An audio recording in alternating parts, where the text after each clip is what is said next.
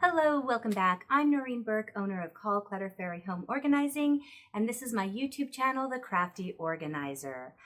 I love organizing. It is one of the biggest passions I have. It's how I process my thoughts, my feelings, and I feel so much calmer when everything around me has its designated space and is organized. So today I just want to do a quick organize with me and show you how I made the simplest desk organizer to make my immediate area function well for me, and it looks nice too.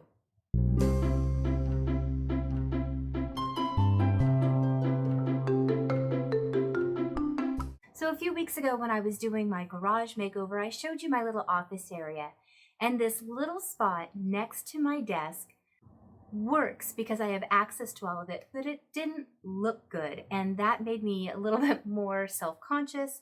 And once I realized it didn't look good, I found that it was always cluttered, and the surrounding area became cluttered because clutter invites clutter, in my opinion. So if you've got an area that's always becoming a catch-all, one of the first things I advise you do is look at the surrounding areas and see what might be a catch-all that's inviting clutter to join it.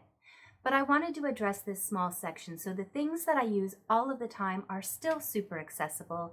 I have homes for a lot of the things that I use on a regular basis, but I always grab my scissors, my glues, my sanders. So those things I don't want to have to dig for, and I don't want to have to stop my project if I'm grabbing them all of the time. I'm guessing most of you, whether you're doing work at home right now or whether you're crafting, have certain tools that you always reach for. So this small desk organizer will be perfect for those small items that you reach for all of the time. So let's go. This particular unit that I made happened to be a box that came out of a storage unit that I wasn't going to use.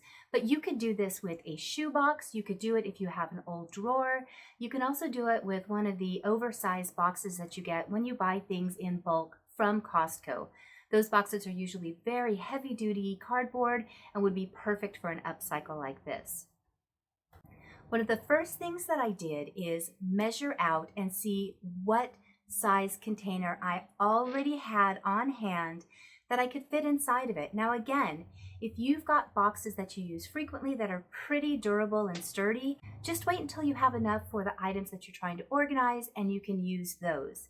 In this instance, I do have the benefit of being a home organizer, so I have some of these supplies on hand. Now, this basket set that I loved so much was $3.99 from the 99-cent store.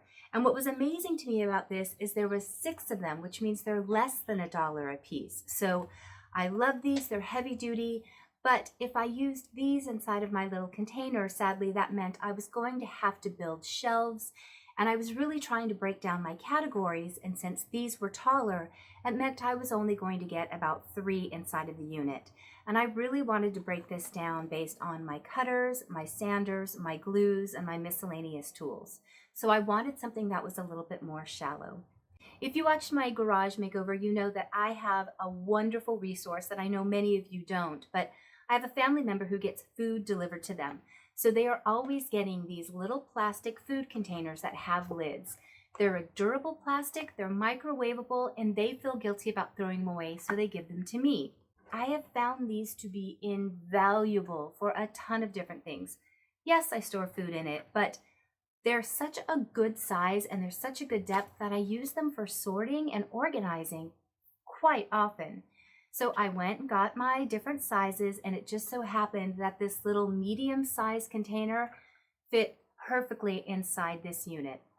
So when you're looking to upcycle a box that you have, play with some different sizes of containers you already have on hand to see what fits inside, or if it's small enough, when we're able to go out shopping again, take it with you to the store so that you can test and see how things fit inside.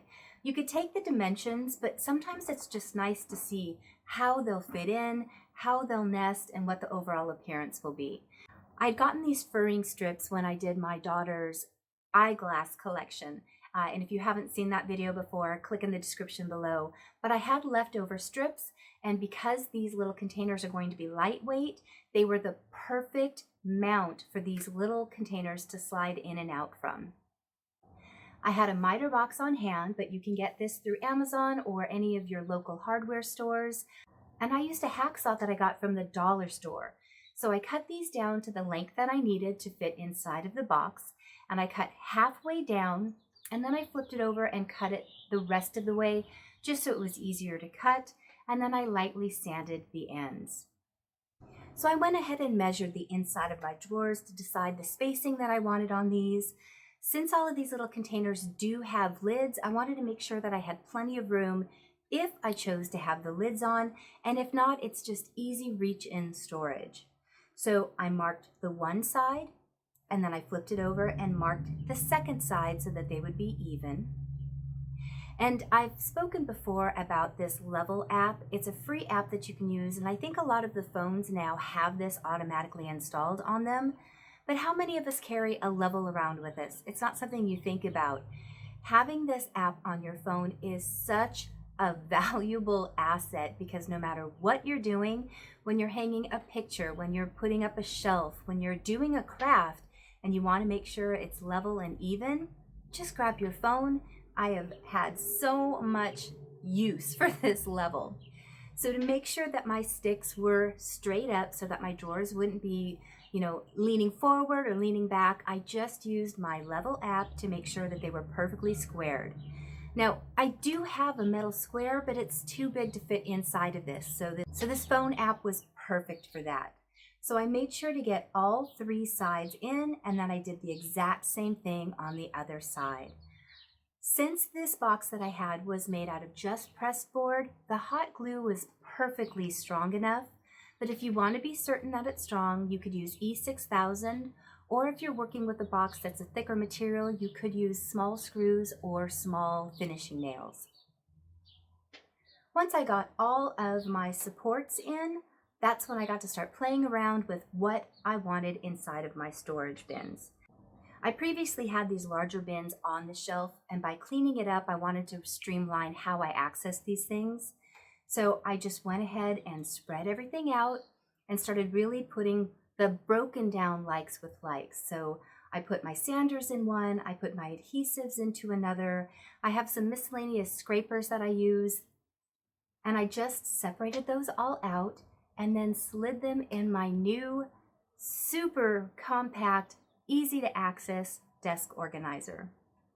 As you can see, it just sits in the corner and it gives me 5 little containers. I have one on top because I have a lot of miscellaneous smalls that I work with, and I seem to go through cycles where, like right now, I don't know why I'm on this bee kick. So I've been making all these little bees to put around in my garden and in my kitchen, and I'll get an idea to make something, and instead of pulling all of those supplies out, I've just been keeping them in this little in progress space, and I can just grab them, and then when I'm done doing that craft, instead of putting everything back into their homes, I can just quickly stack it there, and I'll keep it out until I get through this bee phase that I'm in.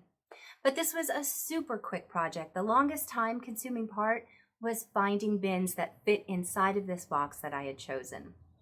Thank you so much for watching today's video. Please make sure you hit that like button. Also, leave me a comment on some things that you've made to really streamline your storage. I'm going to repeat this. Storage really has to work not only visually for you, but the way you access materials. So don't be afraid to share what some of your tips have been. You never know when it's going to help a fellow subscriber. Also, if you haven't already, make sure to click that subscribe button. What that does is tells YouTube what things you like seeing, and it helps direct more content that's similar straight to your suggestion page. And it also lets them know that the things that I'm doing are things that you like. So thanks again. I will see you guys in 2 days. Bye.